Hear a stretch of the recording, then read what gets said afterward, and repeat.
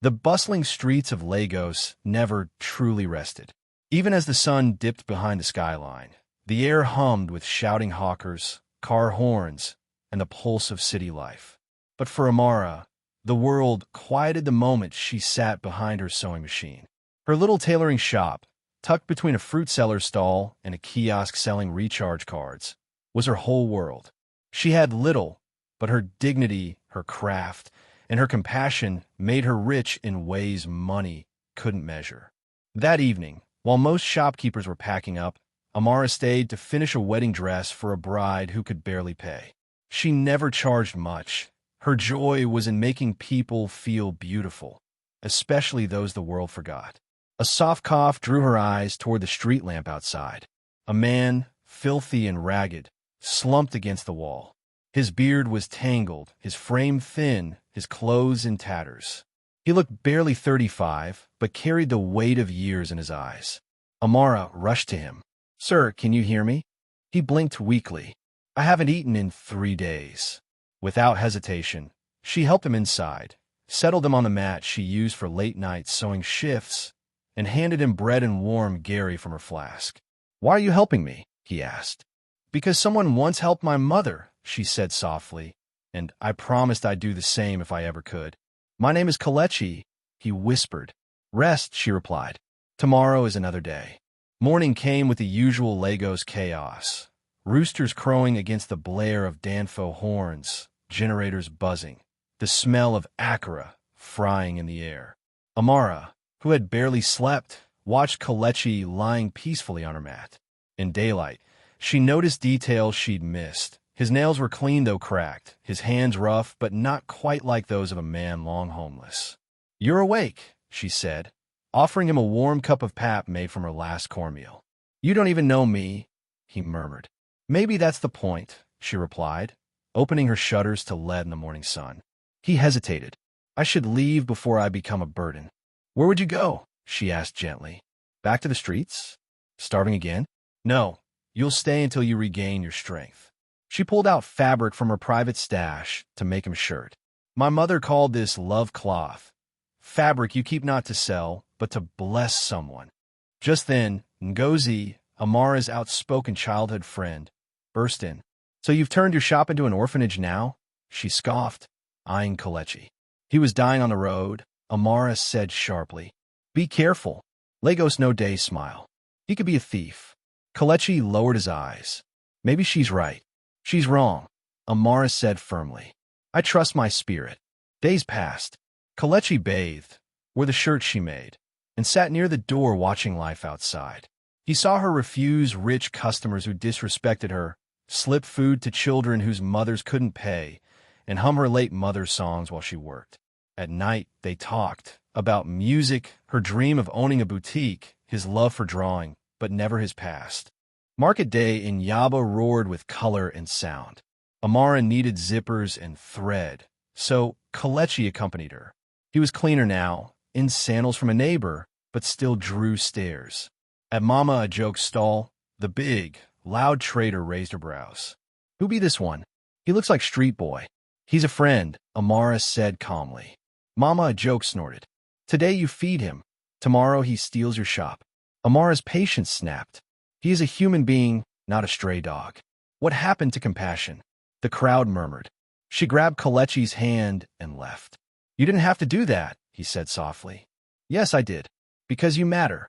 Rain poured that Thursday. Business was slow. Her landlord, Mr. Bamadil, came pounding on her door. "Where's my rent?" he barked. "Please, just one more week," she pleaded. He had Kelechi in the corner. If he can afford to stay, he can pay rent. Then he stormed off. Kelechi's voice was heavy. "I'm causing this." "No, you're not a burden," Amara insisted.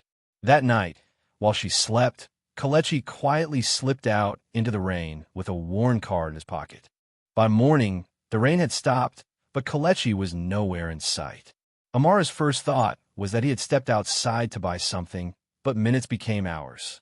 She checked the alleyway behind the shop, the nearby roadside canteen, even the small bus stop where he sometimes sat to watch the world go by. No trace. The silence in the shop felt wrong. Too empty, too sudden. His mat was neatly folded in the corner, his shirt hung over the back of a chair, but his presence was gone. It was close to noon when a soft knock sounded on the door.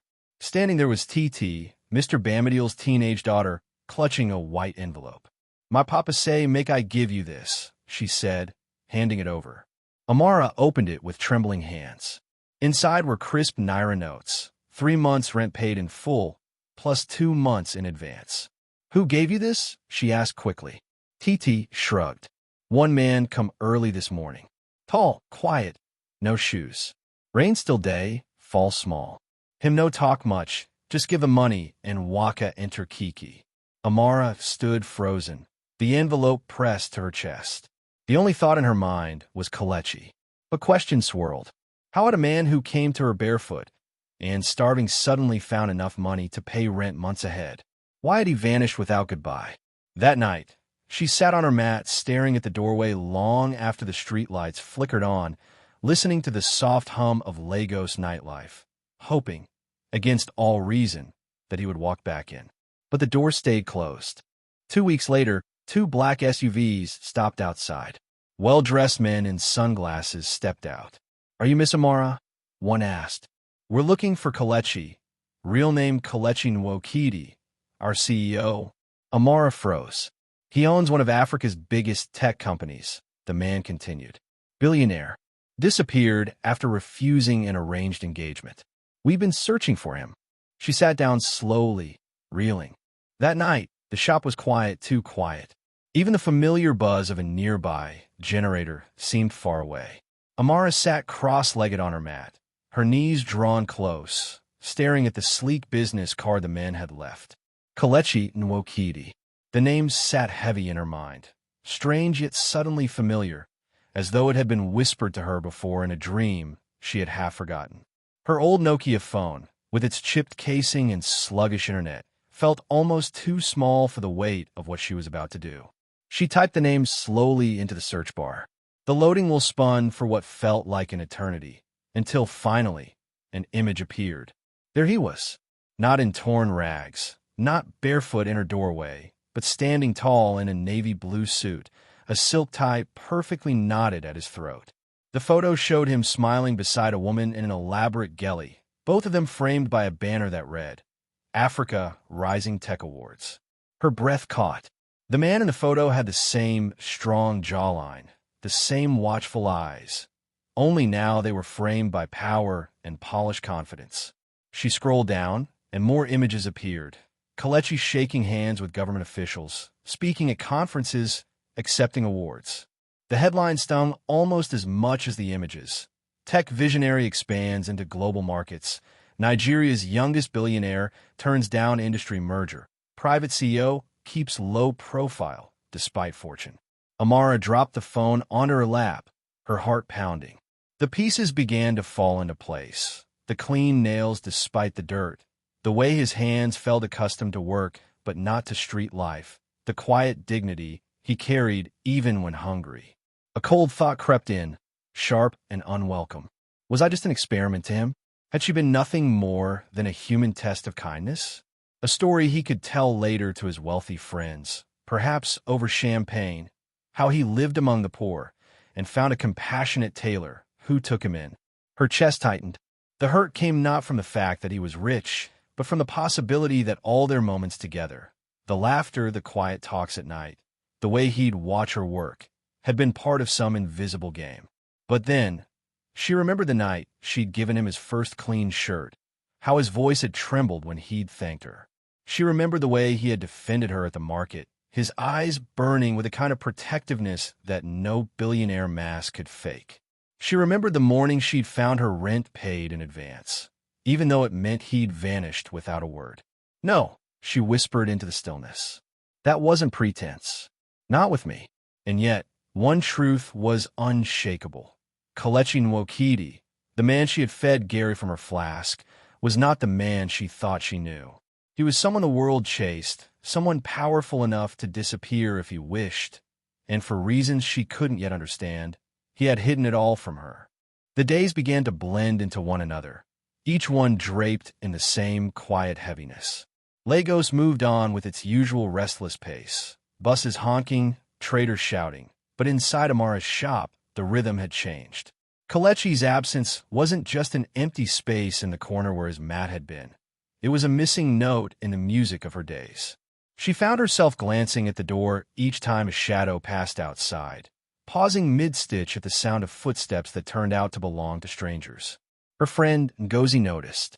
One humid afternoon, as they shared roasted plantain and groundnut by the roadside, she nudged Amara playfully.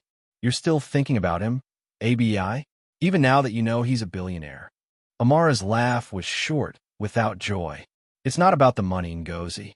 It's the lie. He didn't trust me enough to tell me who he was." Ngozi bit into her plantain thoughtfully. "Maybe he was scared. People with money, real money, they don't know who to trust." Amara stared into the street, her voice barely above a whisper. "Would I have seen him differently if I knew? I don't know, Ngozi. I honestly don't know." But deep inside, she missed the man who sat quietly watching her sew, the one who hummed softly at night when he thought she wasn't listening. And that was the part that hurt the most. She didn't miss the billionaire. She missed Kelechi. The sun was dipping low when a delivery man appeared at the shop door, a clipboard in one hand and a golden envelope in the other. "Miss Amara?" he asked. "Yes," she replied, curious. He handed her the envelope, gave a polite nod, and walked away without explanation. The envelope was thick and embossed with a crest she didn't recognize. Her fingers hesitated before breaking the seal. Inside was a single card, its lettering elegant and deliberate. "You are cordially invited to the Faces of Africa Fashion Showcase Gala. Friday, 6 p.m. venue. The Orchid Grand Hotel, Victoria Island. Guest of honor, Mr. Kelechi Nwokedi. Special acknowledgement, Amara, Master Tailor, Yaba District." Her heart gave a sharp twist. Seeing his name in full, Mr. Kelechi Nwokedi, made her breath catch. She read it again and again, searching for hidden meaning. Why now? Why her? Was this an apology, an explanation, a thank you, or just another test? The golden paper seemed to weigh more than it should. She traced her fingers over her name, as if the letters themselves might tell her what to do. Part of her wanted to tear it up. Another part wanted to go, to see him, to demand answers face to face. That night, the invitation stayed on her work table. She barely touched her sewing machine, too distracted by the thought of what might happen if she went, or what might never happen if she didn't. The Orchid Grand Hotel glittered with lights. Amara, in a deep emerald gown she had sewn for herself, felt out of place among designers and dignitaries. When Kelechi appeared on stage, his eyes found hers instantly. "I met someone who saw me not as a billionaire, but as a man in need," he told the crowd. "She gave me shelter, dignity, and love without asking for anything." He called her to the stage, took her hand, and before the nation's elite, knelt. "Amara," he said, opening a small black box. "Will you marry me?" Tears streamed down her cheeks. "Yes," she whispered. A year later, the little tailoring shop in Yaba was almost unrecognizable. The wooden shutters had been replaced with gleaming glass doors, but the warm, welcoming spirit inside remained unchanged. The new sign above the entrance read, Amara Hope Collection. It wasn't just a fashion label. It was a training ground for young women from the streets of Lagos. Many of them once overlooked the way Kelechi had been. Under Amara's guidance, they learned not only how to stitch and design, but also how to carry themselves with dignity in a world that often looked past them. Every corner of the bright new workshop told a story. Rolls of fabric in every shade of the rainbow lined the shelves. Humming sewing machines filled the air with their rhythmic music, and laughter from apprentices echoed against the walls. On one side, a framed piece of worn fabric hung carefully under glass. The mat Kelechi had once slept on in the corner of her old shop. Below it, a small plaque read, Faith, Humility, Love.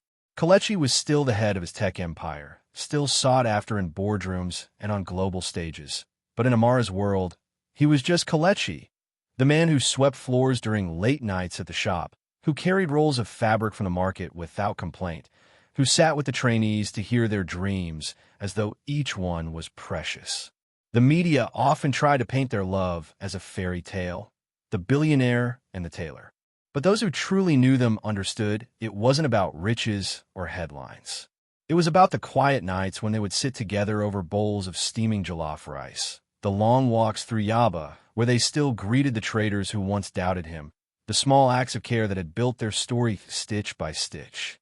Sometimes, Amara would catch Kalechi watching her the same way he had in the early days, quietly, almost reverently, as she worked at her sewing table. And every time, she would smile, remembering that the man in her shop a year ago hadn't just been a stranger in need. He had been her test, her gift, and her destiny. Their life wasn't without challenges. Balancing his corporate world and her growing foundation required patience, trust, and sacrifice. But the lessons they had learned in that tiny, dimly lit shop never left them. To protect what mattered, to choose kindness even when it cost something, and to believe in the kind of love that sees through everything else. And so, in the city where their paths first crossed, they continued to build, not just an empire of business or fashion, but a home filled with purpose. Because beneath the rags, behind the beard, and beyond the secret, Amara had not simply helped a homeless man. She had found a king, and together they were changing the world.